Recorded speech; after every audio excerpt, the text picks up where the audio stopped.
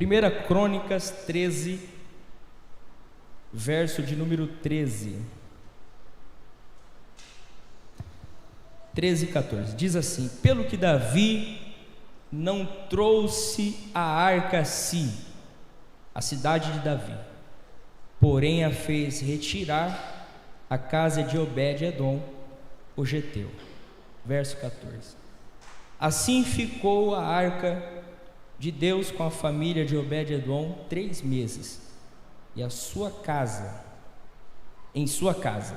e o Senhor abençoou a casa de Obed-edom e tudo quanto tinha. Amém? Esse aqui é o texto que o Senhor colocou no nosso coração para falarmos aqui nesta noite de Jesus. É uma mensagem bastante conhecida pelos irmãos, já ouvimos vários expositores da palavra aqui nessa tribuna, mas Deus tem uma revelação ao seu coração aqui nesta noite, aonde Deus trará a nossa mente e trará às nossas vidas de novamente o significado e também a vontade dele para conosco aqui neste lugar. Para que possamos compreender um pouco melhor o contexto desta palavra, nós precisamos ler o livro do profeta Samuel, no capítulo de número 4, o verso 1, que ali na ocasião havia 2 sacerdotes que se chamavam Ofni e Finéias, e o texto vai dizer que o sumo sacerdote Eli, que era o pai desses 2 homens, que cometia algumas atrocidades dentro do templo, desvirtuando os rituais sagrados, o texto vai dizer que os filisteus agora se levantam no capítulo de número 4 contra Israel, e nesta luta 4.000 homens morrem, e eles viram que eles não iriam ter sucesso naquela batalha, e era de costume levar a arca da aliança. O que era a arca de aliança? Era um utensílio sagrado, e esse utensílio ele tinha um significado muito importante para Israel. Esse utensílio significava a própria presença de Deus no meio do povo. Então, muitas das vezes, quando eles saíam para a guerra, eles levavam essa arca. E nesta ocasião, o texto vai dizer no capítulo de número 7 de 1 Samuel, que Ofni e Finéias, eles perdem a batalha, e também os filisteus tomam a arca deles. Mas Tiago, se a presença de Deus estava no meio do povo, por que o Senhor permitiu que a arca fosse levada? Um utensílio sagrado, algo que os sacerdotes usavam para ali uma vez por ano, o sumo sacerdote usava no Santo dos Santos para oferecer os seus sacrifícios em adoração a Deus pelos pecados de expiação do povo.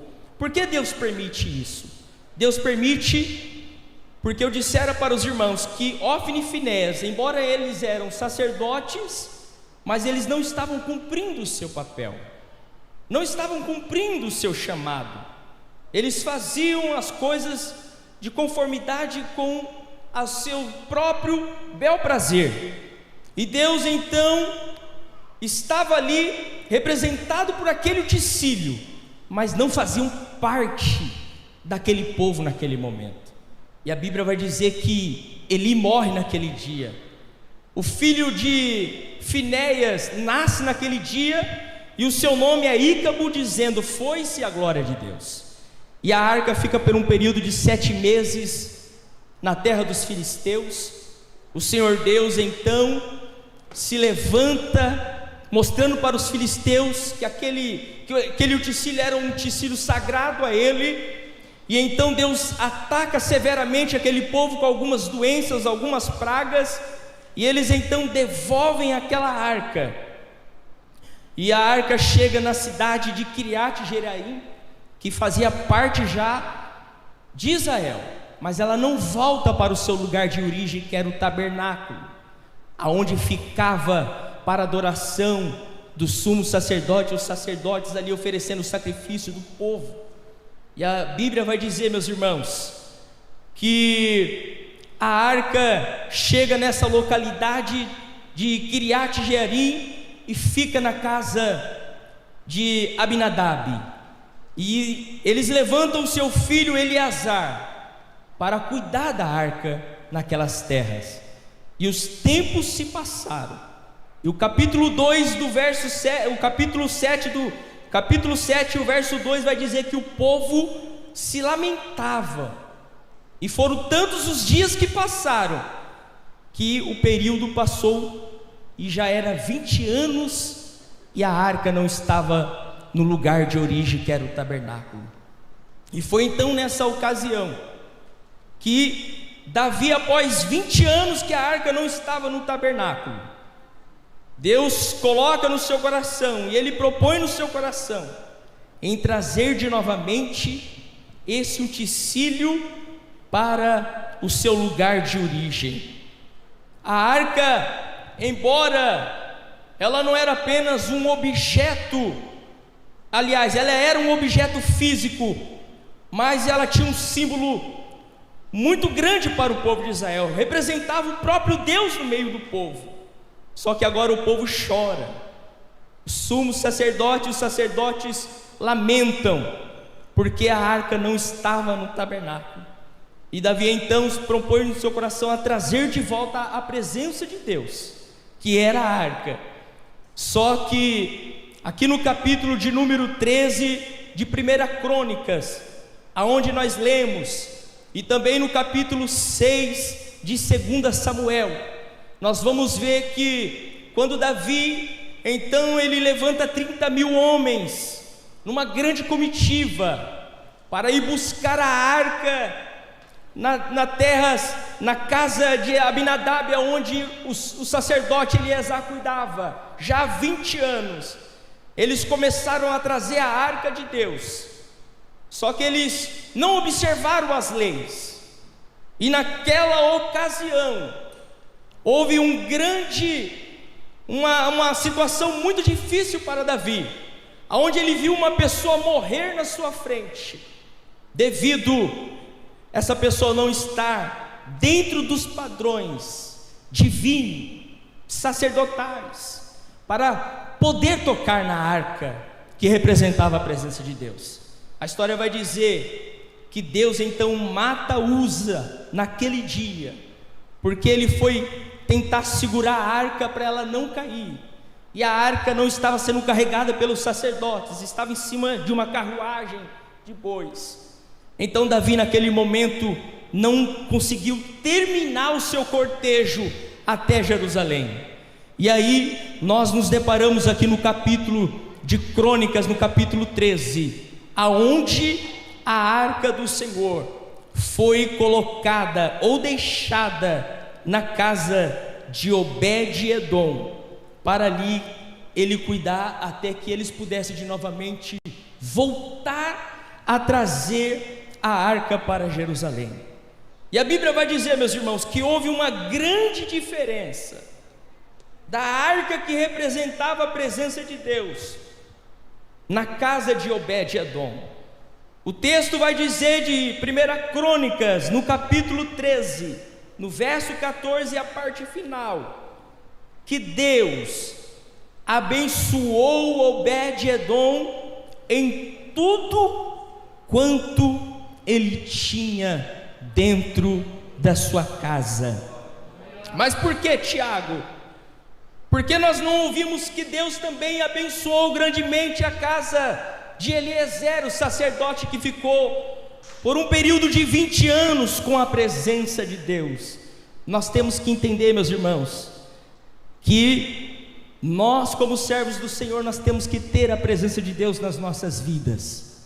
Mas há uma diferença na vida daqueles que têm a presença de Deus, entre aqueles que sabem o que dá, aqueles que conseguem dar prioridade naquilo que é santo, ou naqueles que só acham necessário ter o santo na sua presença. A presença de Deus faz muita diferença quando um homem prioriza e não simplesmente vê como uma necessidade. porque a necessidade, ela é temporal, ela é para aquele momento específico, mas quando nós priorizamos, nós não só sentimos falta na necessidade, mas nós cultuamos a presença de Deus sobre as nossas vidas. Nós precisamos entender que a arca, que representava a presença de Deus, estava na casa de Eliezer por 20 anos, mas a arca, num período de 3 meses, na casa de Obed-edom, fez grandes coisas acontecer no meio daquela família, porque eles tinham prioridade nas coisas sagradas do Senhor. Nós não podemos tornar aquilo que é santo profano, nós não podemos tornar aquilo que é santificado comum, nós não podemos tornar aquilo que Deus coloca sobre os nossos cuidados, as nossas mãos, como se fosse algo simplesmente corriqueiro, porque nós estamos diante do Deus vivo, daquele que tem poder nos céus e na terra, daquele que te traz a vida, mas também que pode tirar a sua existência. Nós temos que entender que nós estamos deparados diante daquele que, quando o profeta ele ora com um choro de clamor, Abacuque, ele ora em tom de pranto, pedindo para Deus avivar o seu povo, e no meio dos anos a notificar, pedindo para Deus, aleluia, dá a eles a oportunidade deles serem pessoas cheias da presença de Deus. Abacuque estava lembrando do poderio do Deus que ele servia. Ele estava fazendo menção: eu sei que o Senhor pode abrir o mar vermelho, eu sei que você pode tirar as muralhas que estão na minha frente, eu sei que o Senhor pode fechar a boca do leão dentro de uma cova de leões famintos. Abacuque estava em pranto dizendo: Deus, eu conheço, entendo o teu poder, a tua autoridade sobre mim, e eu me rendo a ti como um servo fiel, pequeno que sou, mas eu priorizo a sua presença sobre a minha vida. Ofni e Finéias não priorizavam. Ofni e Finéias se prostituíam dentro do templo. Ofni e Finéias roubavam as contribuições daqueles que traziam para sacrificar a Deus, e eles tinham todo o direito de pegar parte daquelas contribuições para sustento dele, porque quando Deus dá a Jacó os seus 12 filhos, e quando Jacó vai nomear as terras para os seus filhos, a única tribo que não tinha terra era a tribo de Levi, porque era para os da tribo de Levi se espalharem nas outras tribos, para que em cada tribo pudesse ter uma localidade de adoração. Então os levitas, eles tinham que estar em cada uma das tribos para trazer o culto racional a Deus, em cada tribo, em cada local que eles estavam. Mas Ofni e Finéias, e ele vendo toda aquela situação, ele não fazia algo diferente para mudar aquela situação. E Deus então teve que levar Elcana no templo de Eli lá em Siló. Deus teve que dar a Ana a oportunidade de sair da esterilidade e que nascesse alguém chamado Samuel. Deus teve que dar a Ana a oportunidade de ofertar Samuel e levantar Samuel como um grande profeta dentro do templo, para que pudesse pregoar as boas-vindas do Senhor. Deus não queria morte, Deus não queria destruição, Deus queria conserto. Deus ele queria que a sua presença fizesse efeito sobre aquela localidade. Mas quando rejeitamos a presença de Deus, quando fazemos pouco caso das coisas de Deus, quando nós não damos ligança para aquilo que Deus está nos presenteando, Deus ele se retira. E quando Deus se retira, meus irmãos, há uma grande dificuldade na vida do ser humano, porque eu estou falando daquele que nos trouxe a existência, se retirando da nossa existência. Você já se viu sem Deus? Porque hoje existem várias religiões, vários grupos de pensamentos religiosos, porque o ser humano precisa de alguém para adorar, porque faz parte do ser humano. Nós somos formados em corpo, alma e espírito. espírito, o corpo volta à terra, aleluia, a alma e o espírito volta a Deus. Que isso, Tiago? Isso quer dizer que na nossa essência, na nossa concepção, nós fomos chamados para sermos portadores da presença daquele que soprou sobre as nossas vidas o espírito de vida. O que você tem feito com a presença de Deus sobre a sua vida? Nós, durante alguns cultos, temos ouvido o nosso pastor aqui falar grandemente da presença do Espírito Santo de Deus. O Espírito Santo no Velho Testamento não se manifestava em um grupo de pessoas, mas ele se manifestava no Velho Testamento em uma obra específica, em uma pessoa específica. Você não vai ver pessoas reunidas no Velho Testamento falando em línguas estranhas, mas você vai ver no Novo Testamento, quando Cristo morre e vai para o céu, e ele disse: eu não vos deixarei órfão, eu vos enviarei o Espírito Santo Consolador. E nós vimos em Atos a manifestação desse Espírito Consolador vindo, aleluia, arrebatando 120 almas, falando em novas línguas, profetizando, e Deus se manifestando em um grupo de pessoas. Mas no Velho Testamento, o que representava o Espírito Santo, o que representava a presença de Deus, era a arca. Quando a nação de Israel não tinha arca, os sacerdotes choravam, os sacerdotes se lamentavam, eles gritavam, eles diziam que não tinham mais a presença de Deus em nosso meio, e o culto deles eram vazios. Parecia que não fazia mais sentido os hinos tocados nos instrumentos consagrados no templo. Parecia que nada mais fazia sentido. Mas alguém se levanta depois de 20 anos e se propõe: eu vou trazer a presença de Deus de novamente para este local. Embora a sua primeira tentativa não deu certo, mas Davi não perde a oportunidade de buscar a Deus a orientação do céu, para que ele pudesse de novamente trazer de volta a presença de Deus. Você conquistar as coisas do céu não é fácil. Você conquistar as coisas espirituais não é fácil. Não é do dia para a noite. Não é no estralar de dedo que você consegue ter uma vida de estabilidade espiritual que você está tendo hoje. Ou quem sabe você não tem mais essa vida. Mas o que eu quero te mostrar, que é fácil perdermos a presença de Deus, mas da mesma forma que nós perdemos, Deus está nos dando aqui direito e oportunidade de voltarmos a buscar a presença de Deus para o nosso meio.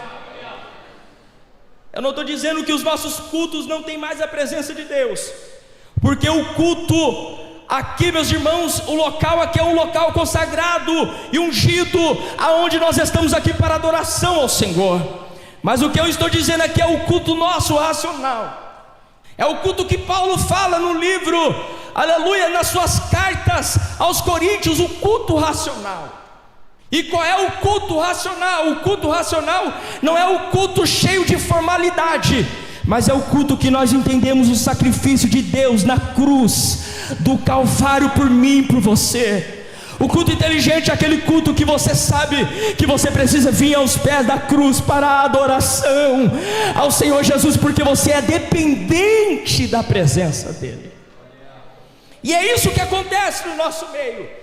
Às vezes Deus está se manifestando no irmão do nosso lado, mas nós vemos alguém ao lado daquele cheio do poder de Deus, como se nada estivesse acontecendo. Às vezes nós ouvimos louvores como acabamos de ouvir aqui, o grupo louvor tão intensamente, invocando a presença de Deus, alguns saltitando por dentro de si, mas outros como se nada tivesse acontecido. O culto individual, aleluia, é isso que Deus ele está aqui nesta noite chamando a nossa atenção, porque quando Ele vier aqui neste local, como Ele está aqui, Ele não quer, aleluia, simplesmente se manifestar em A e B e C, mas Ele quer encher a igreja na sua totalidade, e a presença dEle se manifesta de forma universal sobre as nossas vidas. Alguém vai dizer: antigamente as pessoas eram mais santas. Antigamente, nós já ouvimos aqui nesse púlpito, quando era culto de ceia, era simplesmente o hino da harpa no início, a igreja pegar fogo. O que é que mudou, Tiago? O que é que está diferente? Será que é a forma que o culto está sendo dirigido? Se é que é o nosso pastor presidente? Não, meu irmão. O que está diferente com as coisas de Deus é eu, é você, é a nossa individualidade diante da presença desse Deus. Mas Ele está te dando a oportunidade aqui nesta noite para você trazer de volta a sua presença. E quando ela chegar, você tem que entender que a arca, ela não virá sozinha. Ela não virá como um objeto comum, como assim alguns na época dos israelitas achavam que era um móvel só consagrado, que era algo determinado por Deus a Moisés a construir, de madeira de cetim, quadrado, banhado a ouro, com alguns querubins em cima do seu tampo, com 2 bastões em cada lado e argolas de ouro para que pudesse ser carregada. Não era algo comum. Aquilo representava a presença de Deus. E é assim que acontece nas nossas vidas nos dias atuais. Quando nós tornamos o nosso culto comum, a palavra não tem mais efeito, os louvores não faz mais sentido, e a nossa estadia aqui parece que não tem mais nenhuma significância. Mas quando nós damos o verdadeiro louvor e adoração à presença de Deus, nós ficamos ansiosos para o próximo culto, porque queremos nos reunirmos e queremos ver a manifestação de Deus sobre as nossas vidas. Porque uma coisa é você orar na sua casa, uma coisa é você consagrar a sua vida lá no seu local, aleluia, que você descansa, que você tem a sua família, aleluia, no seu serviço. Mas outra coisa é você ficar, aleluia, com o coração palpitante para o próximo culto chegar, porque você quer glorificar Deus, você quer sentir a presença de Deus, você quer ver Deus falando, você quer ouvir a palavra sendo revelada, você quer ver Deus se revelando através dos louvores, você quer chorar a presença de Deus, você quer ver as manifestações de Deus sobre as nossas vidas, aleluia. Mas quando a presença de Deus vier para a sua vida, não se esqueça, a arca virá, ela voltará. A Bíblia vai dizer que Davi, ele vai observar juntamente com os sacerdotes as leis, e ele vai entender que a arca não pode ser carregada em cima de um carro de boi. Aquilo ali não era um monumento de adoração, mas era algo sagrado a Deus. Por que, Tiago? Porque ali continha algumas lembranças para que o povo pudesse entender o porquê Deus estava no meio deles.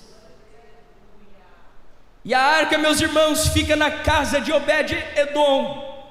Deus o abençoa. Mas por que, Tiago, Deus abençoa? Porque Obed-Edom entendia o que era necessário e o que era prioridade na sua vida. E a prioridade na sua vida era entender a presença de Deus sobre a sua casa. Dentro da arca havia alguns utensílios. O primeiro dele era as tábuas da lei. Vamos ler livro de Êxodo, o capítulo 25, verso de número 16, se puder pôr na tela.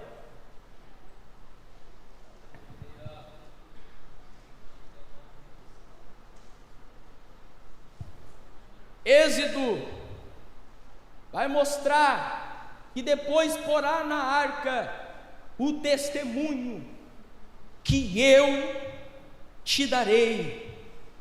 Deus estava dizendo para Moisés que nesse contexto o testemunho era referido ao decálogo, os 10 mandamentos que o Senhor Deus entrega ao seu povo, ou a sua lei.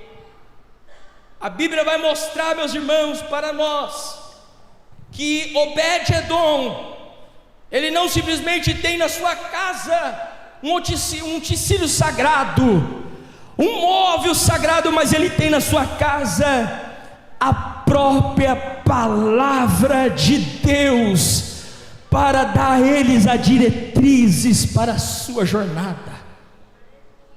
O decálogo, os mandamentos, Paulo diz que serviu como aio, como caminho, para nos mostrar a perfeita vontade de Deus para o homem e a mulher.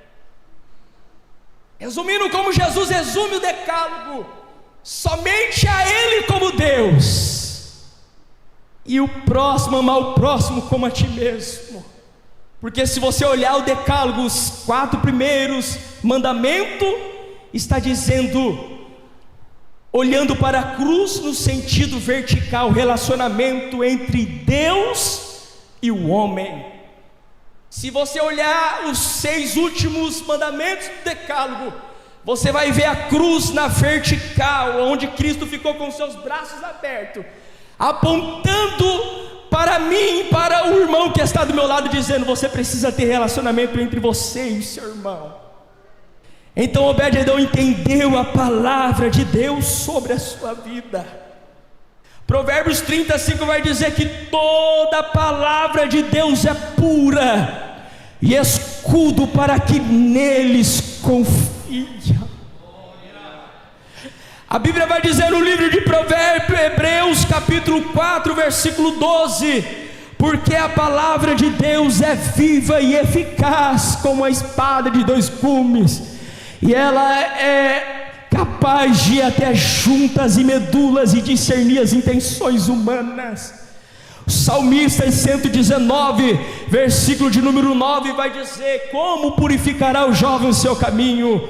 Observando a palavra de Deus. Aleluia. A Bíblia vai dizer, meus irmãos, no Salmo 119, versículo 11, no mesmo Salmo, verso 11, aleluia, que diz aí o texto sagrado, no verso 11 do 119: escondi a tua palavra no meu coração, para eu não pecar contra ti. Vamos ler o verso 105 do mesmo Salmo 119. O texto vai dizer profundamente aos nossos corações, da seguinte maneira: que a palavra do Senhor, ela é lâmpada para os nossos pés, é a tua lâmpada para os meus pés, é a tua palavra, e luz para o meu caminho. Obed-Edom entendeu essa palavra.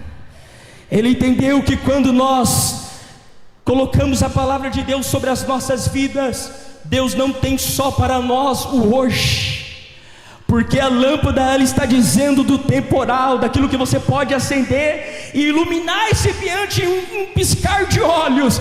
Mas quando ele fala de luz, ele está dizendo de algo para o futuro, ele está dizendo de algo para a eternidade. É assim a palavra de Deus. Quando conhecemos e vivemos a sua palavra, ela transforma, ela muda, ela faz coisas extraordinárias acontecer nas nossas vidas. Você precisa entender que a presença de Deus é ter a palavra saltitante e viva dentro do nosso ser.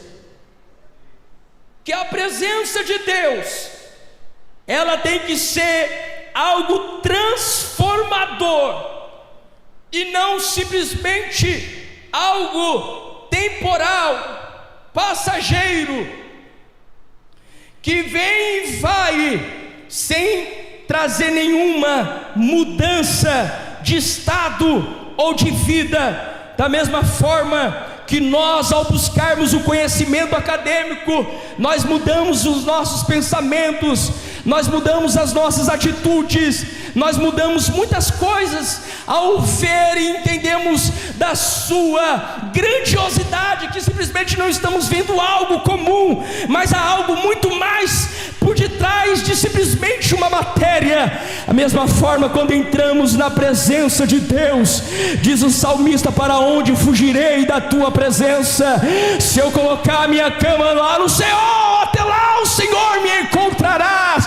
O que o salmista está dizendo: ó Senhor, quando eu entendi, conheci a tua palavra, eu entendi o poder, a tua magnitude sobre a minha existência.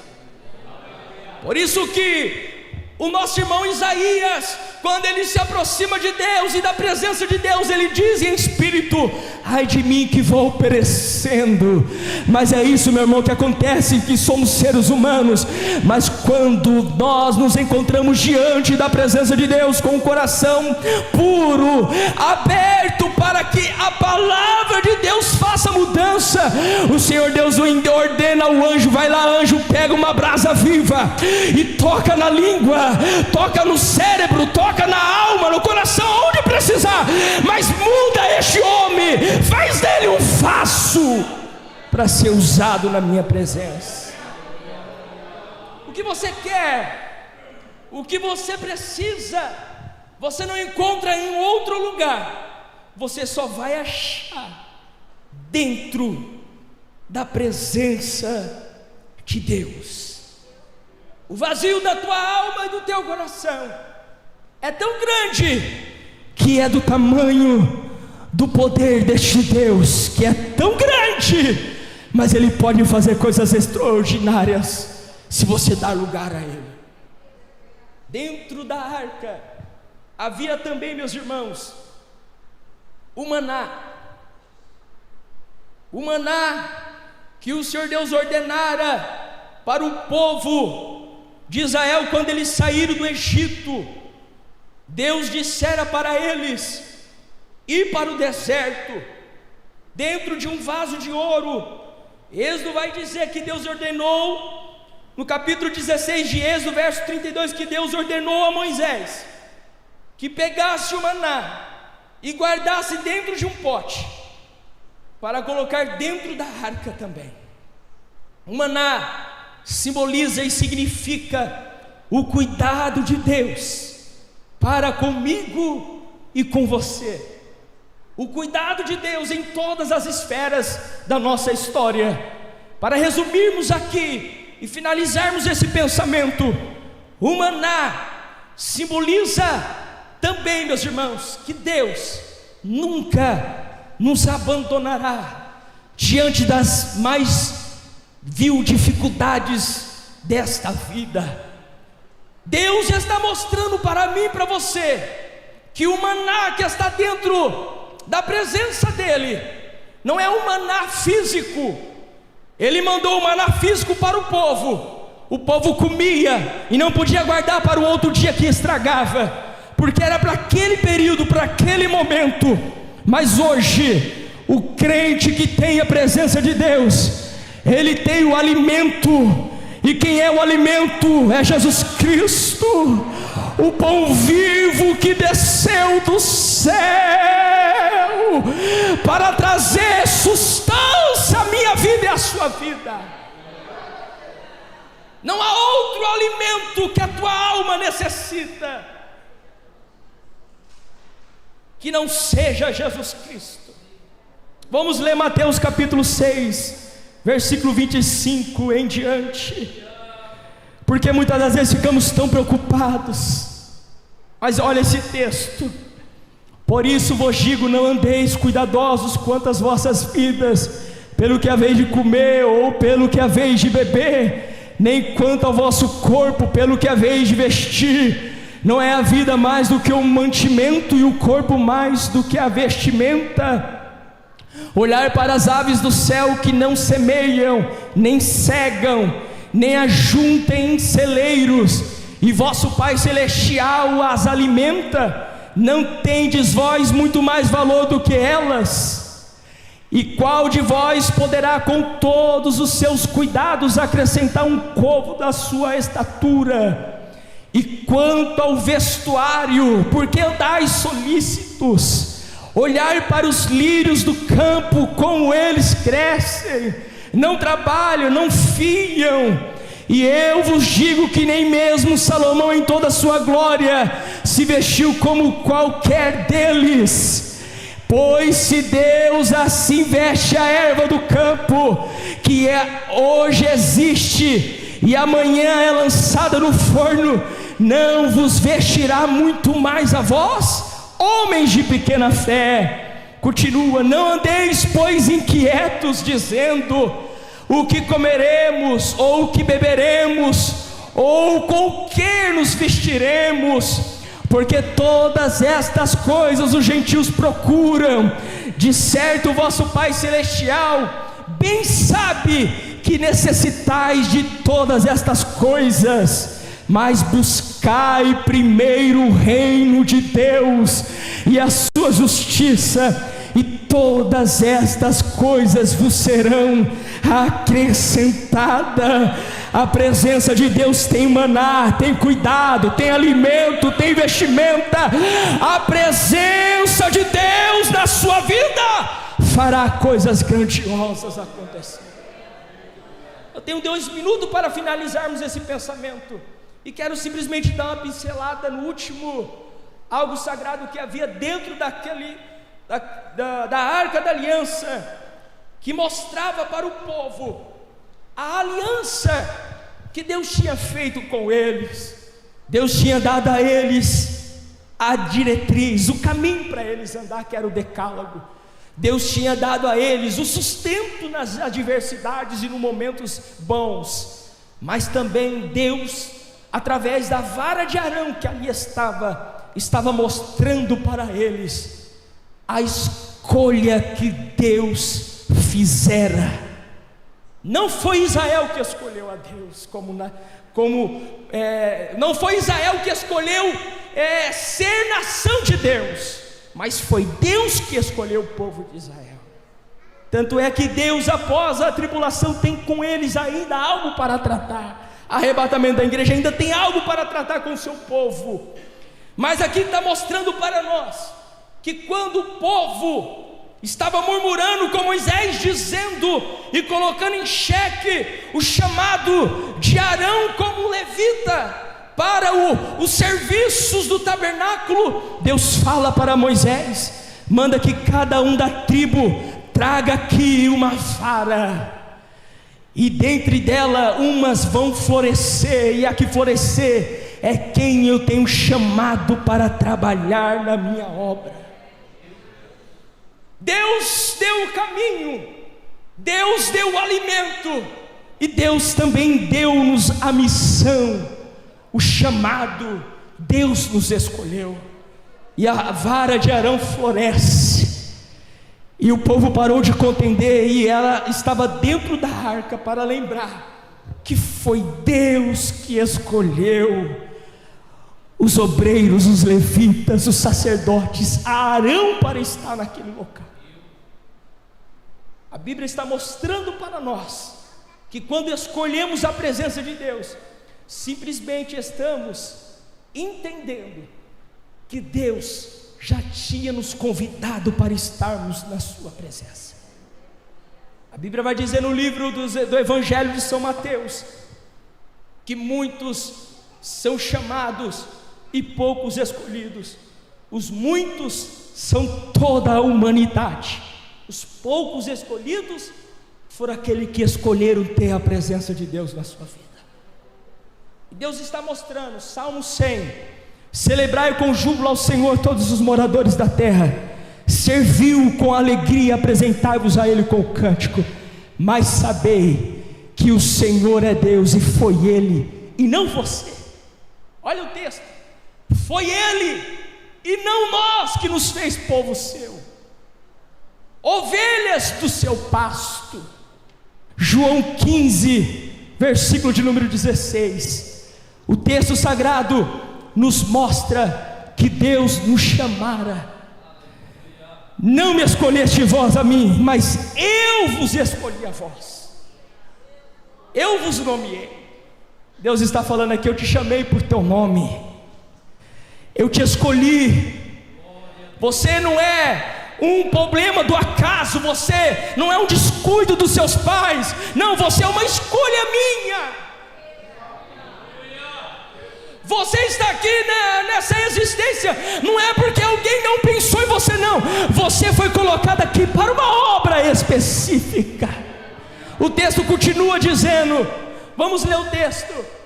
E ele diz que foi ele que nos escolheu, nos nomeou, para que pudéssemos ir e para que pudéssemos dar fruto, e o nosso fruto permaneça.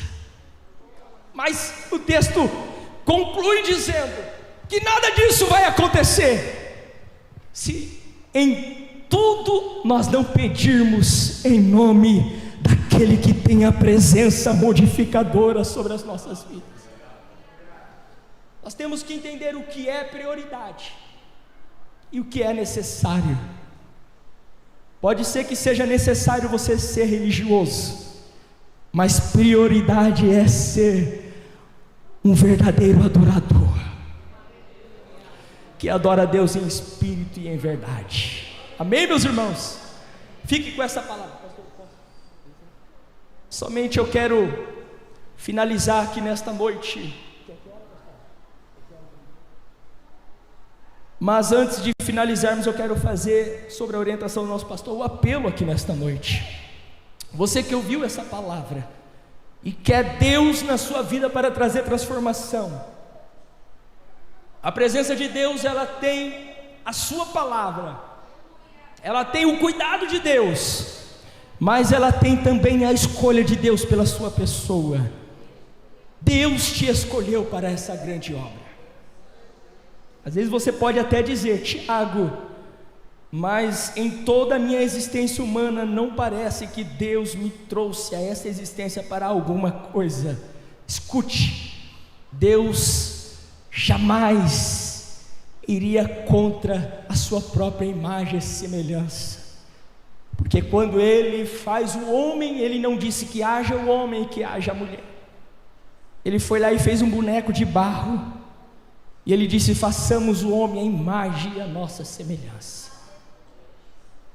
E não somente isso, Ele assopra algo da sua essência, Ele assopra o espírito de vida, marcando-nos, mostrando-nos que nós já fomos chamados para sermos servos adoradores dEle. E se nesta noite você quer a presença dEle na sua vida, eu te convido a vir até a frente. Você que quer aceitar ou reconciliar com Cristo aqui nesta noite.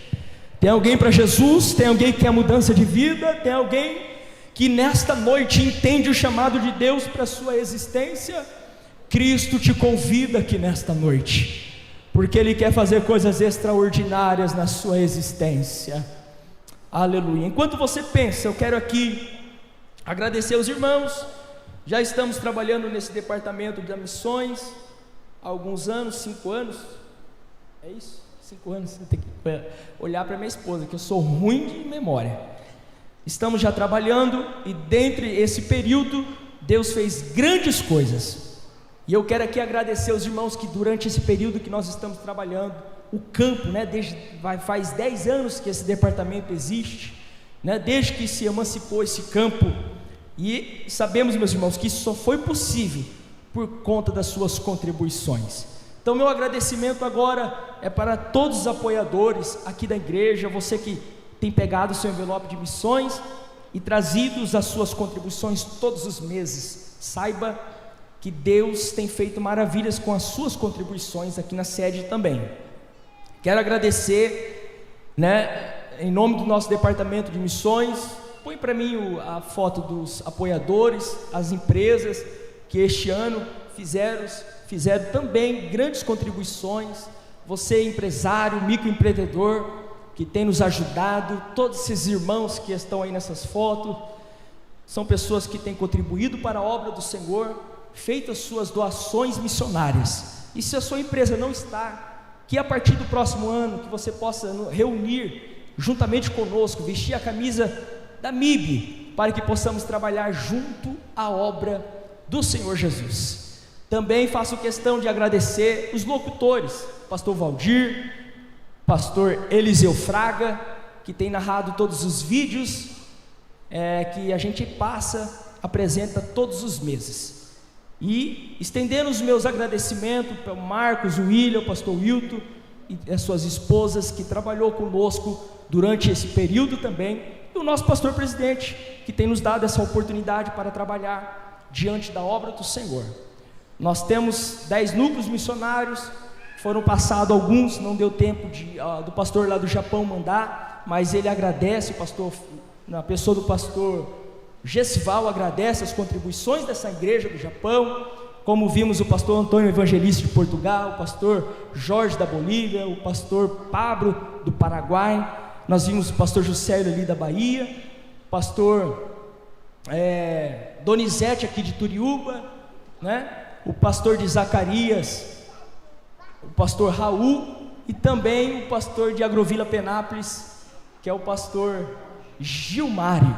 Todos esses homens de Deus, que têm trabalhado nas obras do Senhor, nesse campo aqui na nossa região e fora do estado, sou grato a todos vocês. O que eu peço é que os irmãos continuem vestindo a camisa, nos ajudando. Próximo ano está aí, estamos cheios de desafios, mas com você, esses desafios se tornará pouco mais fácil, menos difícil, né? Porque através das suas orações, nós iremos continuar vencendo os obstáculos e seguindo avante, fazendo o ID do Senhor Jesus, tá bom, meus irmãos? Fica aqui a nossa gratidão e também agradeço a minha esposa, que tem sempre nos ajudado, nos orientado, e no final do culto paga uma pizza para mim, viu? Tô brincando. Deus abençoe vocês, tá bom? Meus irmãos, vamos aqui nesta noite já finalizar. Volta a palavra ao nosso pastor. Muito obrigado, pastor, pela oportunidade.